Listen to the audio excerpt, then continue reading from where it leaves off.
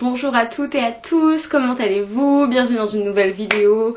Aujourd'hui, comme vous l'avez vu au titre, on va faire le Try a Chapter Book Tag, c'est-à-dire de grosses traductions de l'anglais vers le français. Et c'est un chapitre et j'ai décidé de le faire avec les présélectionnés du PLIB 2021. Donc c'est pas du tout tous les présélectionnés puisqu'il y en a 140. Déjà j'ai réduit aux 25 qui m'intéressaient moi, voilà, personnellement pour cette sélection. Et puis ensuite j'ai réduit à nouveau avec ceux dont on a les e-books gratuits en tant que membre du jury du PLIB. Et on est descendu à 10 je crois. Donc dans cette vidéo je vais lire les premiers chapitres des 10 livres que j'ai présélectionnés. Et je vais vous en faire une review à chaud. Je vais commencer par Bord de terre de Julia Thévenot, publié chez qui? J'arrive pas. Dans la collection Exprime, donc Sarbacane je pense. Bord de terre, je trouve qu'on l'a quand même vu passer. Je l'ai notamment vu sur la chaîne de Alex Booking in Prada. Donc c'est un livre voilà, pour lequel je suis déjà hyper hypée et qui est plus entre guillemets grand public. C'est-à-dire qu'on en a déjà entendu parler alors qu'il y en a plein, moi j'en ai que très rarement entendu parler. Donc c'est parti. Donc dans Bord de terre on va suivre Inès et Tristan dont le prologue on les introduit un peu en tant que personnages. Et voilà quelle est leur relation, comment ils se comportent, voilà. Situation initiale, donc Tristan bégaye, il a l'air d'avoir du mal avec le contact. Et Inès et sa petite sœur, on sait pas trop quel âge elle a je dirais, peut-être 11-12 ans et lui il en a peut-être plus genre 15-16.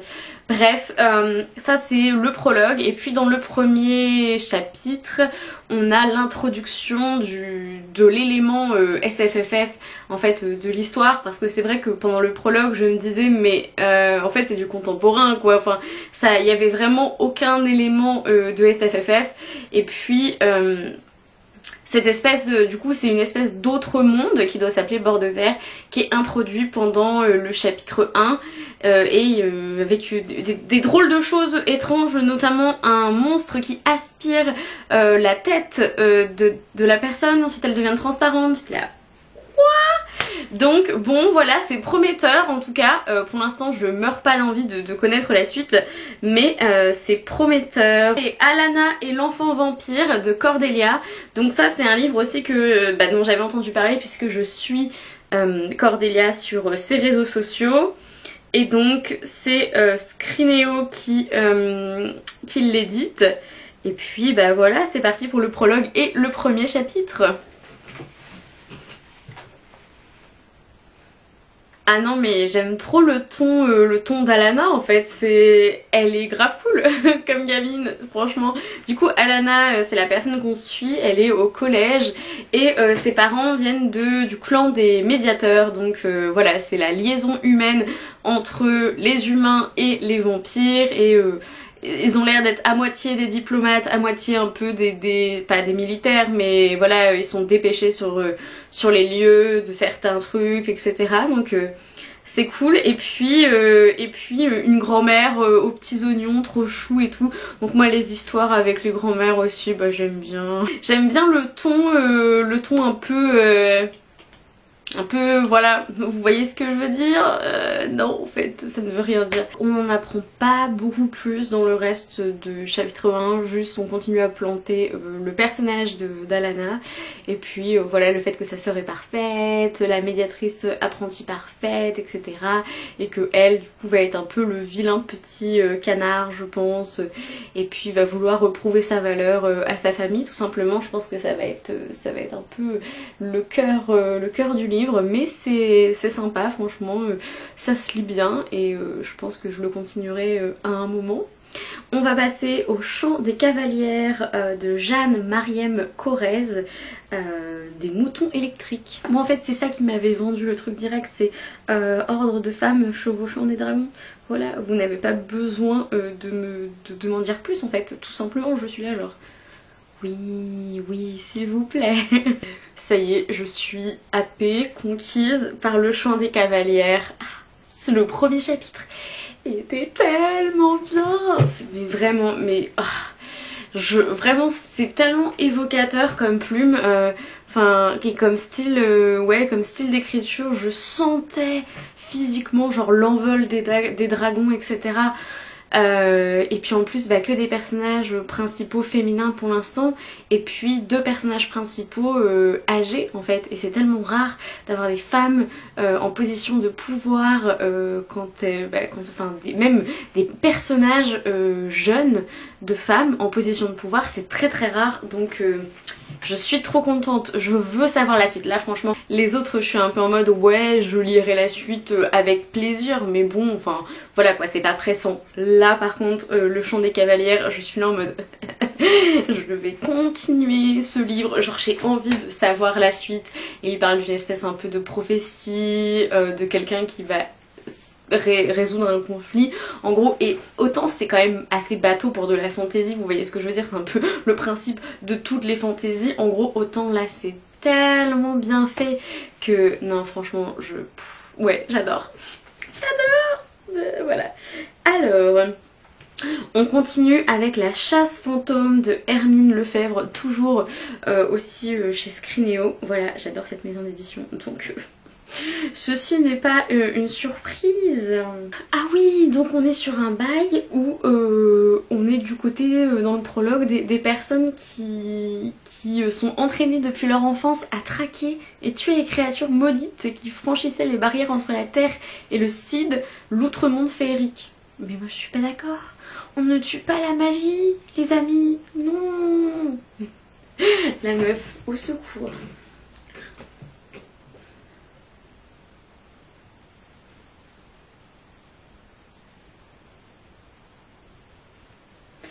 Donc apparemment ils font partie probablement des veilleurs, voilà le groupe qui s'appelle les veilleurs, et j'imagine que leur but c'est d'empêcher que la magie et surtout les créatures féeriques qui débarquent du Cid atterrissent dans leur monde, voilà. Et petite mention pour les lignes de lait, les ley lines qu'il y avait déjà dans The Raven Cycle, et donc je retrouve mes amis. Alors en fait ils sont là pour récupérer un corps de chasse, puisque il y a une fameuse chasse fantôme qui est d'ailleurs hyper connue, qui est un élément mythologique entre guillemets avéré, voilà, de la mythologie celtique en général, et qui effectivement est une chasse qui se repaît des âmes des vivants, hein, ou des morts aussi peut-être, je ne sais pas. Voilà, elle prend juste les âmes en fait, et notamment apparemment elle avait l'habitude de passer sur les champs de bataille, etc. pour récupérer voilà quelques âmes, et donc ils ont réussi, ces fameux veilleurs, à plonger dans un sommeil la chasse fantôme, sauf que et en gros il n'y a que le corps C-O-R qui peut, le son du corps qui peut les réveiller, et évidemment le corps a été volé. Voilà, vous voyez où on veut en venir ou pas. Je pense que la fin de ce prologue c'est le corps qui sonne, mais je pourrais me tromper, il me reste 5 pages. Oh damn. C'est ce que j'avais prédit. Dominant la scène, une silhouette se découpait. L'éclat du lac révélait un corps d'athlète, habillé de cuir, au visage... Ah, je peux pas rester sérieuse, au visage anguleux. Pendant un instant, Nathalie ne put se détacher son regard de l'homme qui se tenait là, hiératique, sans crainte apparente d'être blessé ou tué. Il dégageait une présence intense, un mélange de raffinement et de force brute. Eh ben, on dirait que on vient de rencontrer mon nouveau crush, tout simplement. Je suis toute retournée. Comment tu t'appelles mon petit? Génoveuse.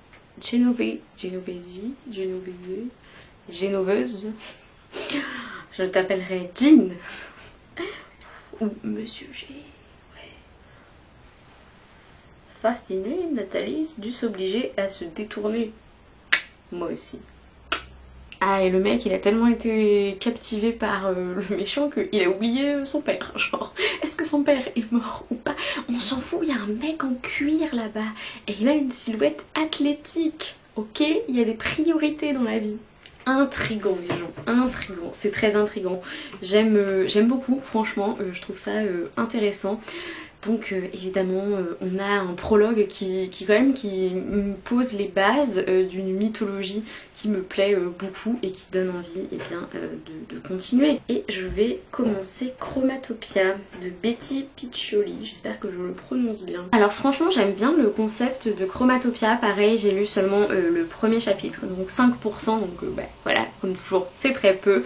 Mais de ce que j'ai compris, on va suivre les différentes strates qu'on a vues sur la carte, une par chapitre, et donc là on suivait les jaunes, donc je pense qu'ils sont plus au milieu, puisque on a le bleu qui est en bas, ensuite le vert, ensuite le je sais plus quoi, puis après il y a le jaune, le orange, le rouge et finalement le violet qui est la couleur de la royauté. Donc voilà, on est sur une société régie par des strates qui ont l'air assez voilà, qui sont très claires aussi, donc c'est pas mal pour un monde de fantasy, hein, j'aime ça. Mais du coup voilà, des strates vraiment définies et claires. Donc ça m'a l'air fort sympathique et j'ai bien envie de suivre les aventures de ces personnes. Et c'est parti pour Rocaille de Pauline Cidre qui me fait envie depuis longtemps, donc je suis heureuse. Avec Rocaille, on est donc sur un ancien roi qui revient à la vie et ça commence comme ça par sa résurrection. Donc écoutez, ça m'a l'air vraiment cool, j'aime bien le style d'écriture, j'aime bien pour l'instant l'espèce de mythologie un peu poétique qu'il y a autour, avec le fait que ça s'appelle des rois verts et que apparemment ce serait parce qu'ils auraient le sang vert, donc littéralement un peu comme des arbres, donc bon. Et il y a la race, il y a je sais pas, oui, la race des magistres qui apparemment a disparu, et dans magistre il y a magie, donc notamment les rois verts étaient contre la magie, je dirais, on fait une guerre contre les magistres et la magie en général, qu'ils ont gagné, sauf que les magistres reviennent probablement, donc c'est cool. Donc on a un roi mort, une race éteinte qui revient, moi je trouve ça hyper cool, donc j'ai bien hâte de lire la suite. On va essayer Yardam de Aurélie Wellenstein, ma chouchoute, voilà.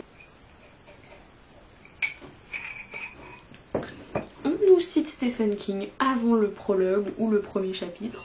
Je garde les pieds sur terre, je garde la tête froide, je garde un rideau vert jusque dans la baignoire, je garde un œil vert quand je suis dans mon lit, plus une veste militaire, sous le pyjama gris, je garde le buste droit, la tête sur les épaules, je garde un regard froid sur l'écran de contrôle, je garde un cœur de pierre du lundi au dimanche et pour tout l'univers, rien que de la méfiance. Et tout ça parce que j'ai lu le mot gardien de nuit. On est sur un bail où on a un voleur qui s'appelle Kazan, ou Kazan, hein, je ne sais pas comment le dire, qui du coup est dans un musée pour voler une œuvre d'art, et apparemment il peut absorber les âmes des gens puisqu'il a absorbé le gardien de nuit du musée. Et voilà, la révélation de la fin du chapitre 2, puisque les chapitres sont très courts, c'est que apparemment il y a une maladie, probablement une espèce de d'épidémie qui court dans la ville ou dans le pays, je ne sais pas ce que c'est, de Yardam, et notre malheureux protagoniste en est affligé. Bon, c'est bien ce que j'avais cru comprendre, que c'était un peu un post-apo, donc de toute façon c'est sûr que je vais le lire puisque je l'ai en papier en France, je l'ai en e-book ici, donc évidemment que je le lis. Et puis c'est Aurélie Wellenstein, donc c'est mon autrice préférée de SFFF francophone. Passons maintenant à Vaisseau d'Arcane, tome 1, Les Hurleuses de Adrien Thomas. Nous avons un personnage principal féminin qui porte ses ovaires. Voilà, nous avons rencontré Soph qui vient de se faire virer de sa ville, enfin elle est devenue hors la loi depuis 1h37 et c'est important.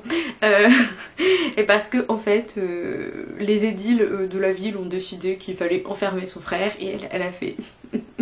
Donc elle a frappé le commandant des gardes et ensuite ils se sont enfuis par les égouts. J'aime ça. J'aime ça.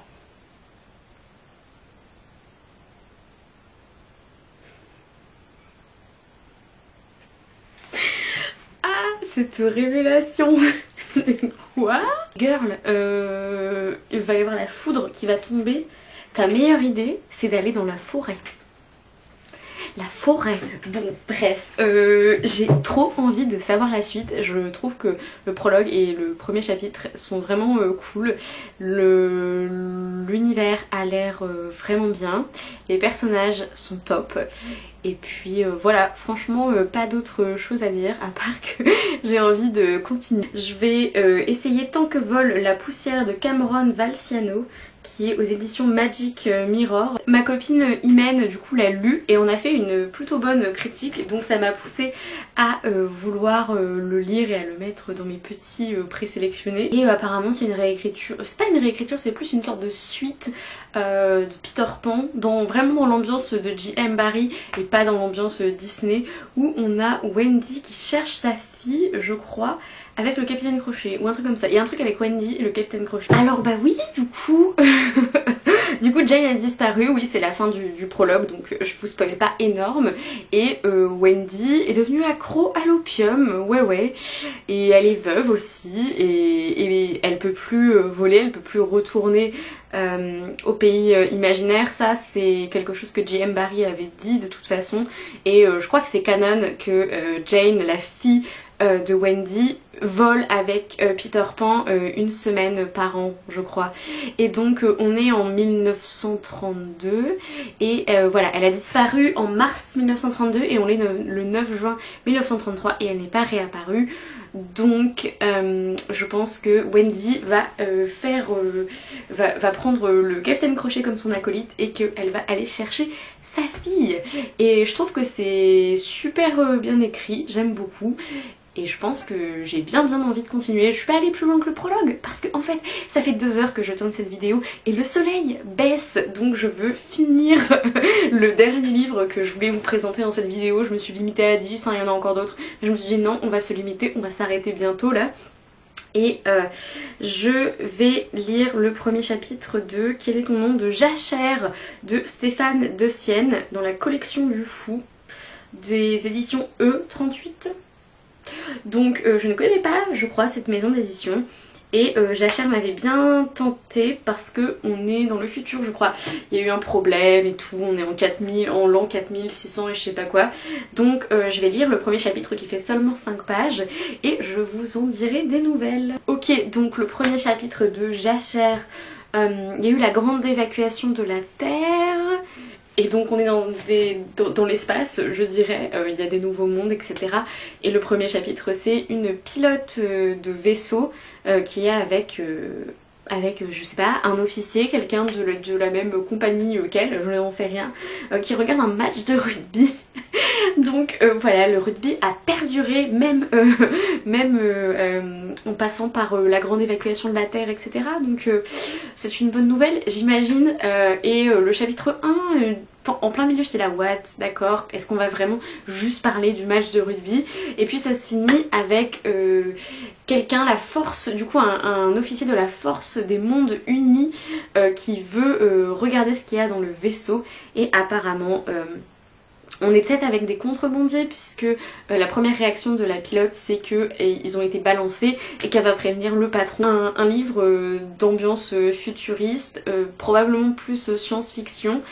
Ça a l'air sympathique, voilà, je meurs pas d'envie de connaître la suite, mais pourquoi pas. Ah, c'est tout pour cette vidéo. J'aimerais maintenant que vous votiez dans les commentaires pour le livre que je dois absolument continuer, le livre qui vraiment vous a donné envie de savoir la suite quoi. Nouvelle année, nouveau plib, vive le plib 2021, des belles choses, des beaux titres prometteurs, rien que dans les 10 que j'ai lus sur les 140 présélectionnés. En attendant une prochaine vidéo, lisez bien, amusez-vous avec vos lectures, prenez soin de vous et ciao.